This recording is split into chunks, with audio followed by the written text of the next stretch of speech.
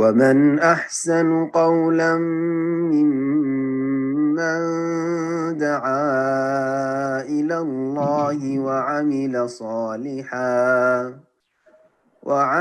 صالحا وقال إنني من المسلمين. السلام عليكم ورحمة الله وبركاته.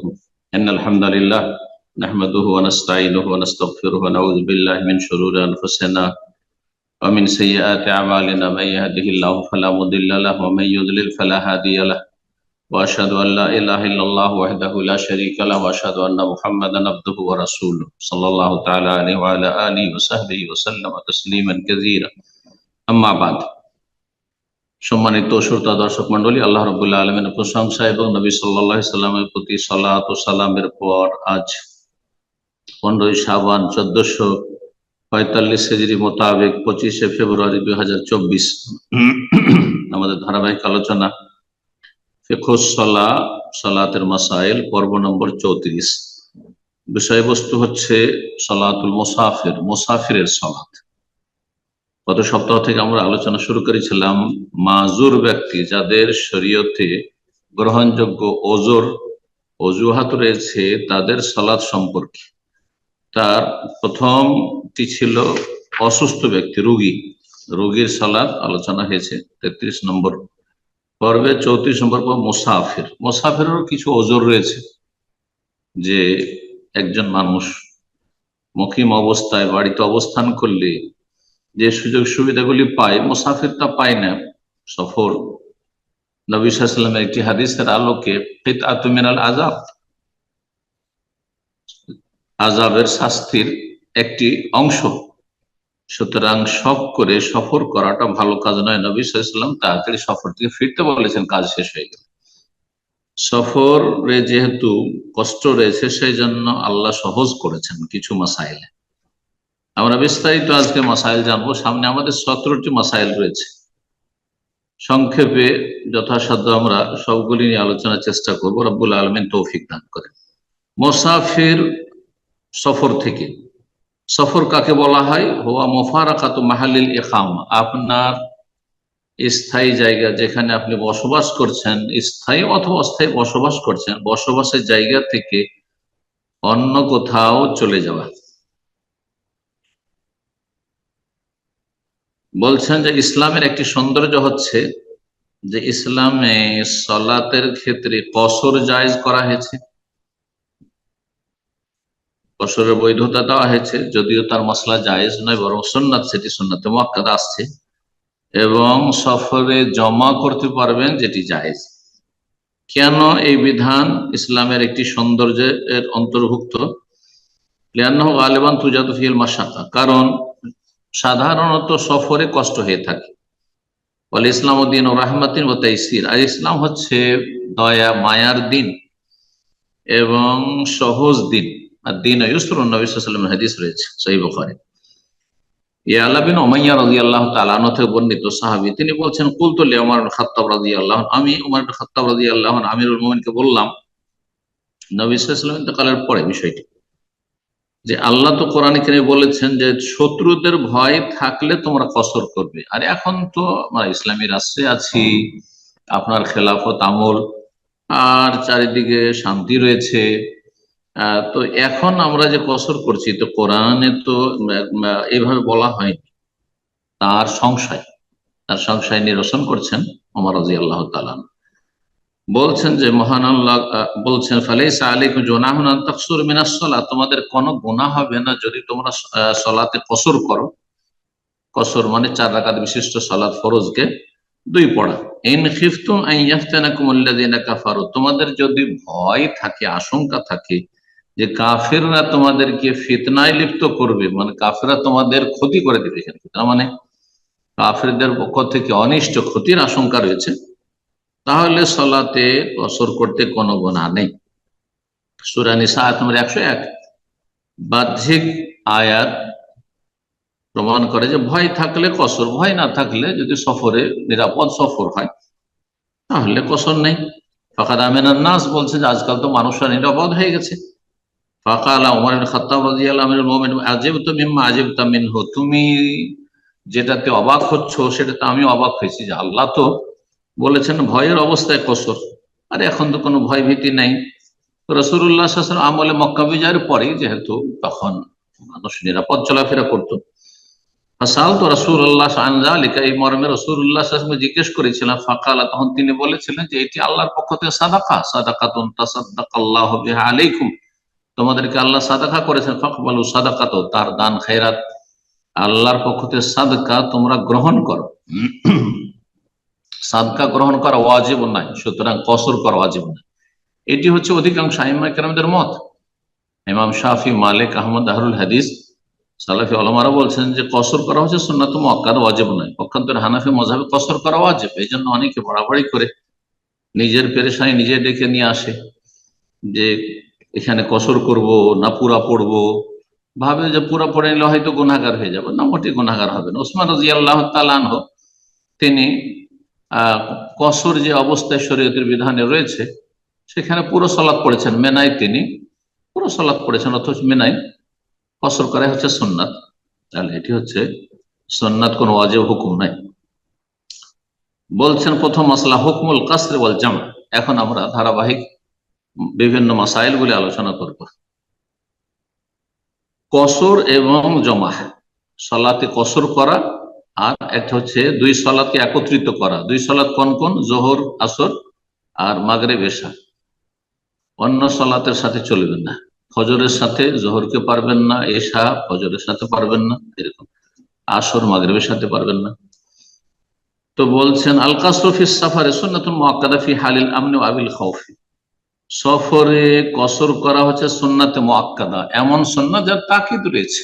এটি হচ্ছে তাকিদপূর্ণ সুন্নাত, উত্তম এটি, নিরাপদ অবস্থায় আর ভয়ভীতির অবস্থায়, উভয় অবস্থায়। কাসরুস সালাত রুবাইয়া, কসর কাকে বলে? 4 রাকাত বিশিষ্ট সালাতকে কম করা, জোহর, আসর, এশা, এই 3 সালাতে, 5 ওয়াক্ত সালাতের ভিতরে, এলা রাকাতেন 2 রাকাত, 4 কে 2 পড়া। ওয়ালা ইয়াজুজু ইল্লা ফিস সাফারে ফাকাত, আর কসর শুধুমাত্র সফরে চলবে, অন্য ক্ষেত্রে কসর চলবে না, কিন্তু জমা অন্য ক্ষেত্রে রয়েছে। আমাল মাগরিব ওয়াল ফজর, মাগরিব আর ফজর ফালা তুকসারানা আবাদ, এতে কোনো কসর নেই। মাগরিবের 3 রাকাত 3ই পড়তে হবে মুসাফিরকে, ফজর 2 পড়তে হবে।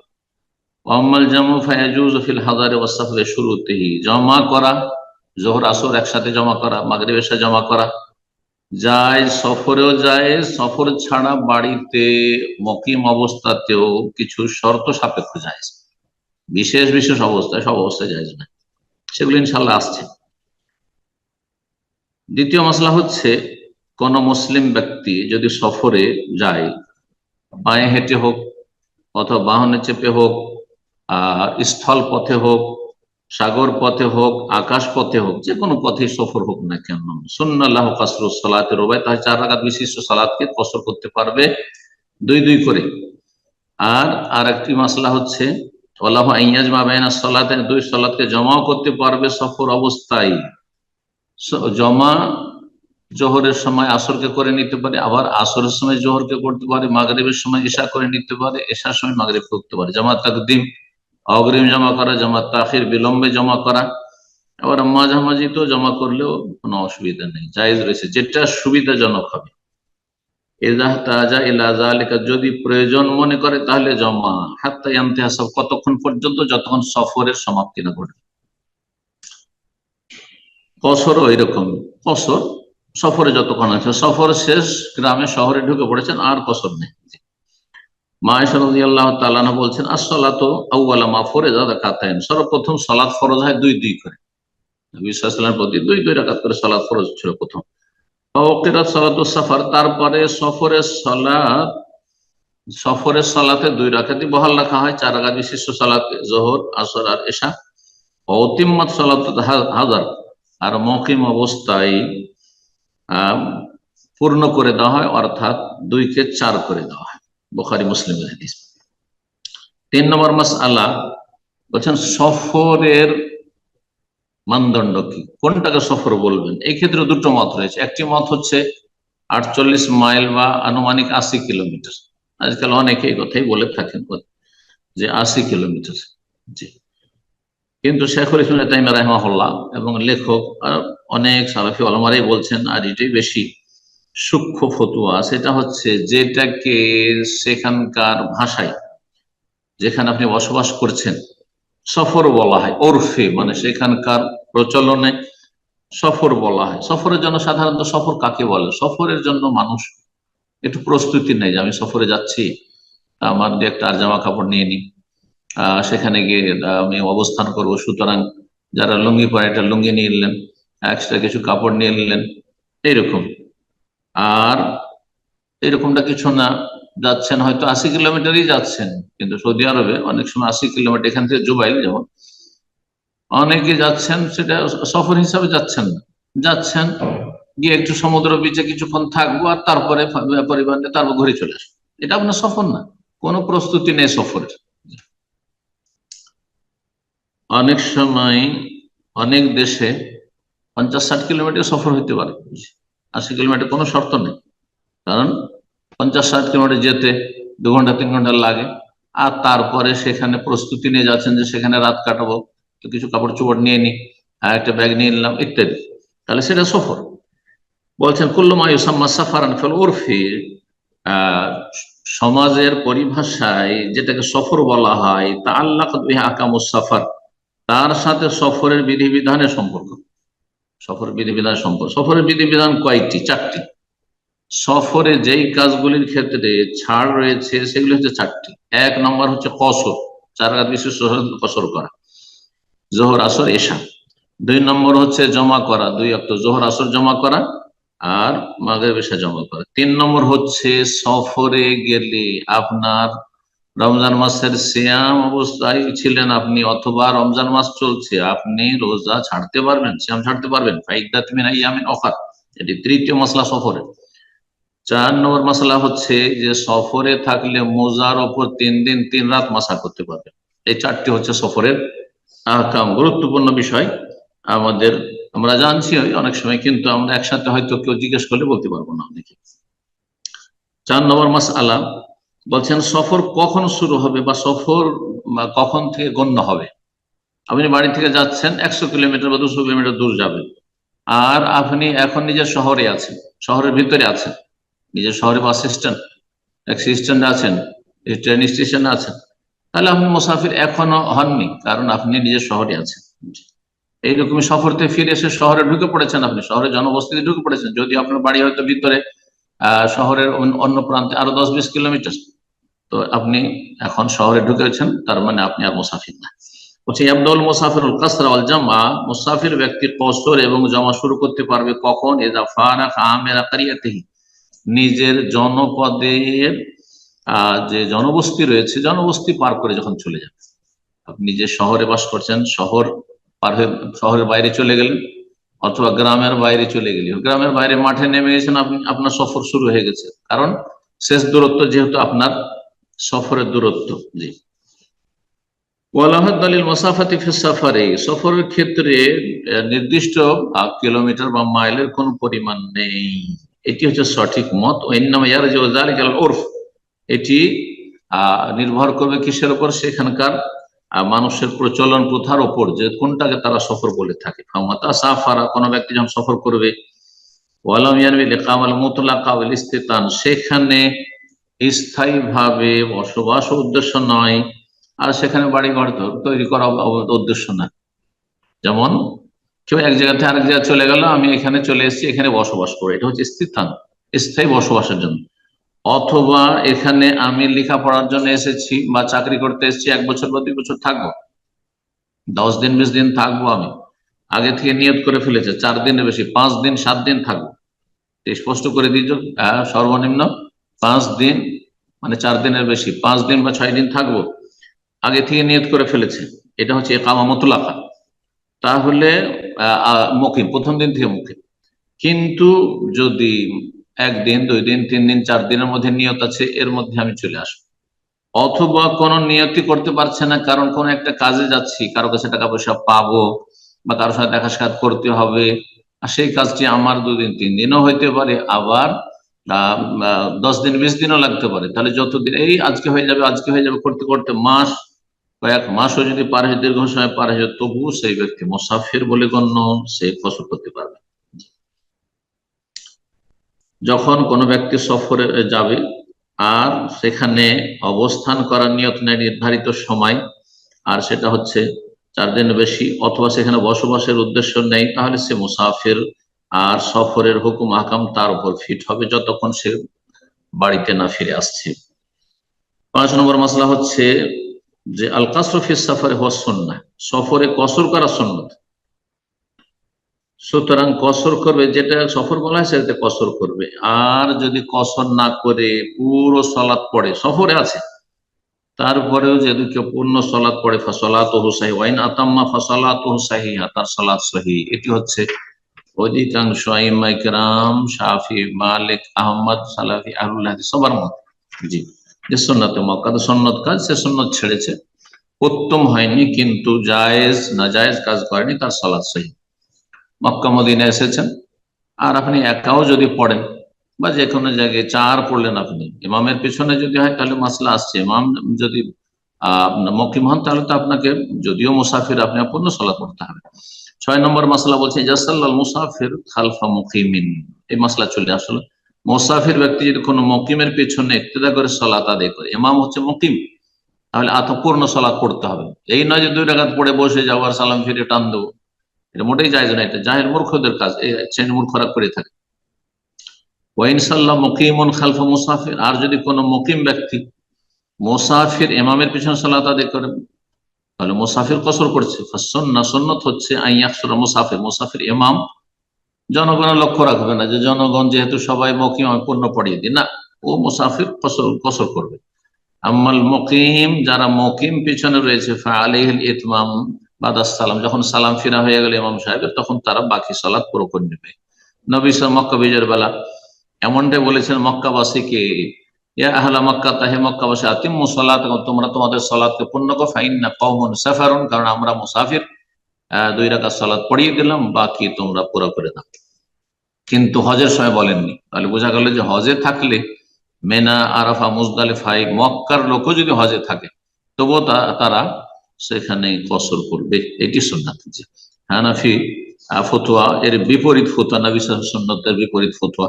আল্লাহ সকলকে সুন্নাহর দিকে ফিরে আসার তৌফিক দান করুন। 7 নম্বর মাসলা বলছেন সুন্নাতে জাসাল্লাল মুসাফির বিল মুকিমিনা ফি বালাদিহিম আইয়ুসাল্লি রাকাতাইন।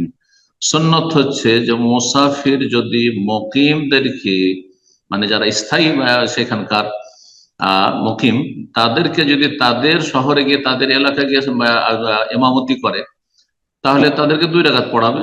আর তারপর বলে আতিম্মু সালাতাকুম ফাইন্না কওমুন সাফারুন, যে মাসলাটি নবী সাল্লাল্লাহু আলাইহি ওয়াসাল্লাম বলেছেন, তোমরা তোমাদের সালাত পূর্ণ করে নাও, আমরা মুসাফির। এটা আগেই বলে দেওয়া ভালো, তাকবীরে তাহরিমার আগে, যাতে মানুষরা ডিস্টার্ব না হয়। লেখক বলছেন যে সালাম ফিরার পরে, অনেকে সালাম ফিরে ফেলবে, অনেকে হয়তো ভাববেন যে পূর্ণ সালাত পড়ছেন, অনেকে জানেন না যে তিনি মুসাফির। এই জন্য যখন একামত হচ্ছে তাকবীরে তাহরিমার আগে বলবে যে তোমরা তোমাদের সালাত পুরো করে নিবে, আমি মুসাফির, এটি বেশি ভালো। 8 নম্বর মাসলা বলছে সুন্নাতার কুরাত ফি সফর, সফরে সুন্নাতের রাতে বা দিনে রাতে যে 10-12 রাকাত রয়েছে ফরজের আগে পরে বিভিন্ন সালাতের, ফরজ সালাতের, এইগুলো ছেড়ে দেওয়াটাই সুন্নাত।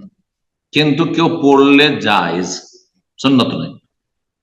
যেগুলি সুন্নাতের রাতে বা মানে ফরজ সালাতের আগে পড়ে, কিন্তু তাহাজ্জুদ, বেতর, ফজরের সুন্নাত এগুলো পড়তে হবে। তাহাজ্জুদ পড়তে পারে, যদি মনে করেন আমি মুসাফির তবু তাহাজ্জুদ পড়বো, কোনো অসুবিধা নেই। বেতর পড়তে হবে, কারণ বেতর নবী সাল্লাল্লাহু আলাইহি ওয়াসাল্লাম কোথাও ছাড়েননি, ফজরের সুন্নাত কখনো ছাড়েনি নবী সাল্লাল্লাহু আলাইহি ওয়াসাল্লাম। এই 2টি সুন্নাত, সুন্নাতে মুআক্কাদা, বেতর ওয়াজিব নয়, সুন্নাত, সুন্নাতে মুআক্কাদা আর ফজরের সুন্নাত বড় তাকিদপূর্ণ, নবী সাল্লাল্লাহু আলাইহি ওয়াসাল্লাম সফরে, বাড়িতে, সব জায়গায় পড়েছেন।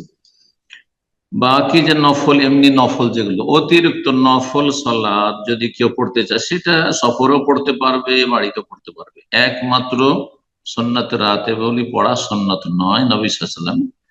জি, এইরকমই কারণগত সালাত পড়তে পারে, যেমন তাহিয়াতুল ওযু, তারপরে তাওয়াফের সুন্নাত সালাত, তাহিয়াতুল মসজিদ, সালাতুল দুহা, চাস্তের সালাত, ইত্যাদি ইত্যাদি পড়তে পারবে মুসাফির। 9 নম্বর মাসলা, মুসাফির সফর অবস্থায় 5 ওয়াক্ত সালাতে পর জিকির আজকার গুলি করতে পারবে কি পারবে না? হ্যাঁ, করতে পারবে।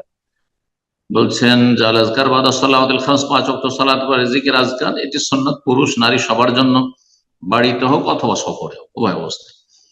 10 নম্বর মাসলা বলছেন কায়েদুত তায়রা, পাইলট, জি, এরোপ্লেন চালক, আবি সাইয়ার অথবা ড্রাইভার, আবি সাফিনা অথবা ক্যাপ্টেন জাহাজের, অথবা রেলগাড়ি চালক, ওমান সাফার মুস্তামের তুল জামান, এইরকমই এমন কোন ব্যক্তি বা এমন কোন লোকেরা যাদের সফর স্থায়ী, মানে সবসময় প্রায় সব প্রতিদিন তারা সফর করতে থাকে, প্রতিদিন যারা ভাড়া মারে প্রতিদিন তারা ও রাস্তার উপরেই থাকে গাড়ি নিয়ে, সন্ধ্যাবেলা বাড়িতে আসলো, আবার সকালে বেরিয়ে গেল, আবার ওখান থেকে ফিরলো, সবসময় তারা সফর করতে থাকে। মক্কা থেকে মদিনা যারা আপনার এসব ভাড়া মারে তাদের অবস্থা, এরা যে প্রতিদিন সফরে থাকছে, তো তাহলে সবসময় কসর করবে? হ্যাঁ, করতে পারবে। ইয়াজুজুল্লাহ বলছেন সাফার, সফরের ছাড়গুলি নিতে পারবে, যেমন কসর করতে পারবে, জমা করতে পারবে জোহর আসর মাগরিব এশা।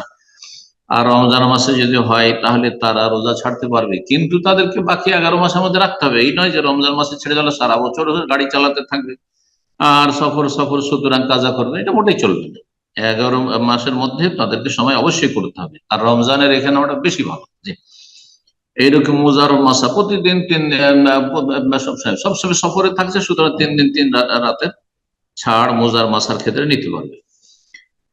11 নম্বর মশলা বলছেন মুসাফির ইজা আদা ইলা বালাদিহি, যখন কোন মুসাফির নিজের শহরে গ্রামে বাড়িতে ফিরে আসবে, প্রথম বাড়িতে না ঢুকে মসজিদে যাবে, এটি হচ্ছে সুন্নাত মুস্তাহাব। আর গিয়ে ফাসাল্লি রাকাতান, 2 রাকাত সালাত আদায় করতে, তখন গ্রামবাসীর সাথে দেখা সাক্ষাৎ হয়ে গেল, সালাম দেওয়া হয়ে গেল, আশেপাশে পাড়া প্রতিবেশী, তাহলে আর বাড়িতে এসে কেউ ডিস্টার্ব করলো না, এর আরেকটি ফায়দা। 12 নম্বর মাসলা বলছেন যে কসর করার ক্ষেত্রে আমরা স্থানকে কেন্দ্র করব নাকি সময়কে কেন্দ্র করব, এটি একটি কায়দা জানেন, এই কায়দার ভিত্তিতে তখন মাসলাটি বুঝতে সুবিধা হবে। বলছেন যে কসর করা না করার ক্ষেত্রে স্থান গুরুত্ব পাবে, সময়কাল গুরুত্ব পাবে না। আল ইবরাতু ফিল কসর ইতিবারুল মাকান লিজ জামান।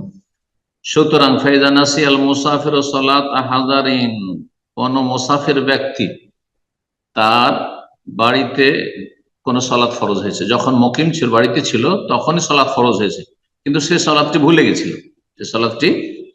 গেছিল, তারপরে বেরিয়ে চলে গেছে সফরে, সুম্মা যাকারা ফি সাফারে, সফরে যাওয়ার পরে তার স্মরণ হয়েছে যে আরে বাড়িতে তো জোহর পড়িনি অথবা আসর পড়িনি আজকে, তাহলে কি করবে? যদি সময়কালকে কেন্দ্র করত তাহলে তার এই নামাজটি ফরজ হয়েছে কখন? যখন সে মুকিম অবস্থায় ছিল, তাহলে 4 পড়তে হয়। কিন্তু যখন স্মরণ হয়েছে তখন তিনি আর মুকিম না, তখন তিনি জায়গার ক্ষেত্রে, স্থানের ক্ষেত্রে সে সফরে রয়েছেন, মুসাফির হয়ে রয়েছেন, সুতরাং এখানে জায়গা প্রাধান্য পাবে, স্থানকে কেন্দ্র করবে, সময়কালকে কেন্দ্র করবে না। তার মানে সেই ব্যক্তি কি করবে? কসর করবে। স্মরণ হয়েছে তার সফর অবস্থায়, যদিও তারপর ফরজ হয়েছিল সালাতটি এমন সময়কালে যখন সে বাড়িতে ছিল, মুকিম ছিল, তারপরে সেটি কি করবে? কসর করবে, কারণ সময়কে গুরুত্ব দেবে না, স্থানকে গুরুত্ব দেবে। ওয়াইন যাকারা সালাত সাফারি ফি হাদান আতাম্মাহা, আর এর বিপরীতটা যদি হয়, সফরে একটি সালাত তার ফরজ হয়েছে, সময় হয়ে গেছিল, কিন্তু সে সালাতটিকে ভুলে গেছিল। এছাড়াও এরকম হয় অনেকেই, ধরেন আমি প্রায় এরকমটা দেখি, আর এরকমটা ঘটে যে জেদ্দা থেকে এসে দাম্মাম এয়ারপোর্টে নামলাম, এয়ারপোর্ট শহরের বাইরে রয়েছে, সুতরাং এয়ারপোর্ট পর্যন্ত তো কসর করা যাবে। এখানে হয়তো মাগরিবের সময় বা এশার সময় নামলাম, আর সেই সময় যদি আমি নেমে মাগরিব এশা জমা করে নিই, আর এরকম আরবরা অধিকাংশই করে নেন যে সেখানে মাগরিব এশাটা পড়ে নিলেন, তাহলে কসর হয়ে গেল, এশাটা কসর হয়ে গেল। বা জোহর আসরের সময় নেমেছে, জোহর আসর 2 করে কসর করে নিল এয়ারপোর্টে, যেহেতু শহরের বাইরে আছে। তার সালাত ফরজ হয়েছে কোথায়? সফরে। কিন্তু সে ভাবলো যে আধা ঘন্টা 40 মিনিট লাগবে বাড়ি যেতে, আর সেখানে গিয়ে পড়ে নেব, আর এয়ারপোর্টে পড়লো না, শহরের ভিতরে ঢুকে পড়লো। তাহলে যদিও তার এই সালাতটি ফরজ হয়েছিল, মানে সময় শুরু হয়ে গেছিল তার সফর অবস্থায়, কিন্তু যেহেতু সে শহরে ঢুকেছে, সুতরাং স্থানকে কেন্দ্র করে তাকে এখন পুরো সালাত পড়তে হবে। পুরো সালাত পড়তে হবে, অর্থাৎ জোহর আসর 4 করে পড়তে হবে। আশা করি বিষয়টি স্পষ্ট হয়েছে। 13 নম্বর মাসলা বলছেন, কোন মুসাফির ব্যক্তি নিয়ত ছিল না বেশি দিন থাকা, তার নিয়ত ছিল না, তাড়াতাড়ি চলে যাবে, কিন্তু সে বাধাগ্রস্ত হয়ে গেল, জানা নাই যে কখন যেতে পারবো, অথবা কোন একটা কাজের জন্য তাকে থেমে যেতে হলো। নিয়ত ছিল যে আমি 3 দিন 4 দিনের মধ্যে ফিরে যাব, কিন্তু দেখা গেল 3 দিন 4 দিনের জায়গায় 5 দিন 7 দিন হয়ে যাচ্ছে, কিন্তু ঠিক বলতে পারছেন না, আজকে শেষ হলে আজকে চলে যাব, কালকে হলে কালকে চলে যাব, এইরকম অবস্থা, অনির্দিষ্ট কাল পর্যন্ত তাহলে কসর করতে পারবে। আকাম আলী কাজায় হাজাত, কোন প্রয়োজনে অবস্থান করলো, বেলা নিয়াতে একামাতের মুতলাক, কিন্তু সে আগে থেকে নিয়ত করতে পারেনি যে আমি 5 দিন থাকবো, এই 1-2 দিনে ফিরে যাব, 3 দিন 4 দিনের মধ্যে ফিরে যাব, ওয়ালাউ তাআলাত কাসারা আবাদান, যদিও লম্বা সময় হয়ে যায় তবুও সে কসর করতে পারবে, মাসকে মাস কসর করতে পারবে, কারণ আজ যাবো কাল যাবো, আজ যাবো কালকে যাবো, এরকম।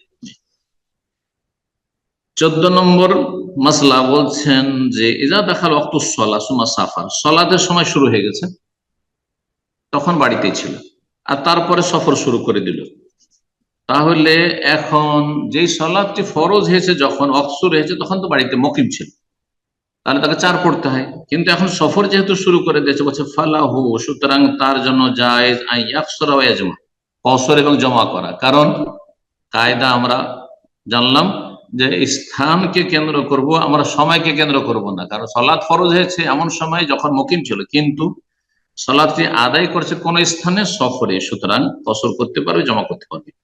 ওয়াইন দাখাল ওয়াক্তুস সালাহ ফিস সাফার, সালাতের ওয়াক্ত শুরু হয়ে গেছিল সফর অবস্থায়, তারপর সে শহরে ঢুকে পড়ে, যেমন এয়ারপোর্টের উদাহরণ দিলাম, শহরের বাইরে ছিল, আর সেই সময় সালাতের সময় শুরু হয়ে গেছে, কিন্তু সে সালাত আদায় না করে শহরে ঢুকে পড়লো, গ্রামে ঢুকে পড়লো, তাহলে পূর্ণ সালাত পড়তে হবে, জমাও করা চলবে না, কসর করা চলবে না।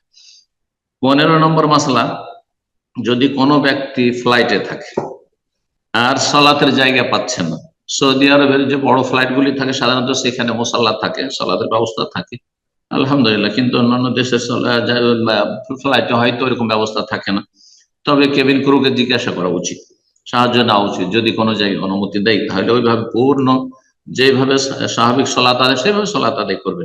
কিন্তু কোনো জায়গায় যদি না পান, আপনাকে সিটেই পড়তে হচ্ছে, তাহলে সাল্লাফিমাক, নিজের জায়গাতে সালাত আদায় করবে, কায়মান, দাঁড়াতে পারলে, মুস্তাকবিল কিবলা, কিবলামুখী হওয়া সম্ভব হলে কিবলামুখী হয়ে, রুকুতে একটু ঝুঁকে ইশারা করবেন যথাসম্ভব, যতটা সম্ভব হবে, তারপরে চেয়ারে বসে যাবেন, যদি দাঁড়াতে পারেন তো দাঁড়িয়ে থাকলেন, আর তারপরে সেজদার সময় বসে গেলেন, আর বৈঠকের সময় বসে গেলেন চেয়ারে, আপনার সিটে বসে গেলেন, আর তারপরে সেজদার সময় যথাসাধ্য আপনি ইশারা করে সেজদা করলেন, আর সেজদা তসবিহ পড়বেন।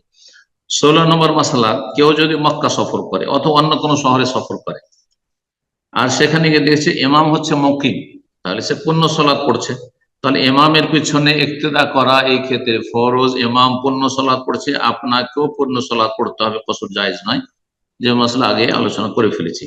ফাইনলাম ইউদরিকা সালাত মাহু, কিন্তু জামাত হয়ে গেছে, মুসাফির ব্যক্তি গিয়ে দেখছে যে মুকিম যারা এখানকার ইমাম সাহেব জামাত শেষ করে ফেলেছেন, তাহলে এখন তার জন্য সুন্নত যে কসর করা, মসজিদে হারামে গিয়েছেন আর যাওয়ার পর দেখছেন জামাত শেষ হয়ে গেছে, তাহলে আপনি কসর করতে পারেন, এটি ভালো।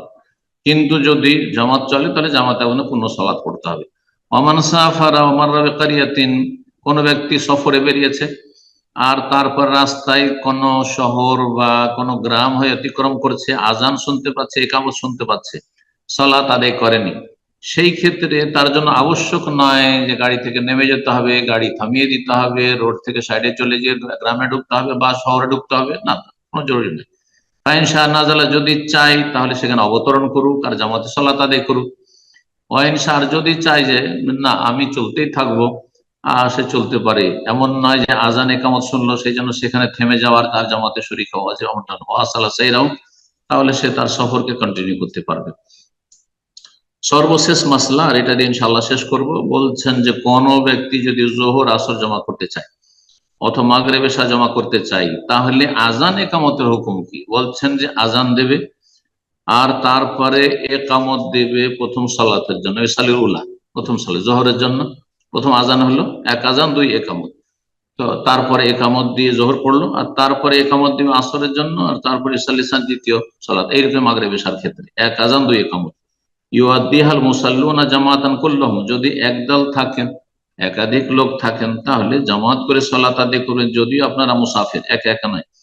ফাইন কানা হুনাকা বারদুন, যদি ঠান্ডা থাকে অথবা ঝড় থাকে বা প্রচন্ড বাতাস থাকে অথবা বৃষ্টি থাকে, তাহলে আপন আপন জায়গায় সালাত আদায় করে নিতে পারবেন। সাল্লাল্লাহু ফি রিহালিহিম, নিজের নিজের জায়গাতে সালাত আদায় করে নিতে পারবেন। হাযা আল্লাহু আ'লাম ওয়া সাল্লাল্লাহু সাল্লাম আলা নবিয়িনা মুহাম্মদ ওয়া আলা আলিহি ওয়া সাহবিহি আজমাইন।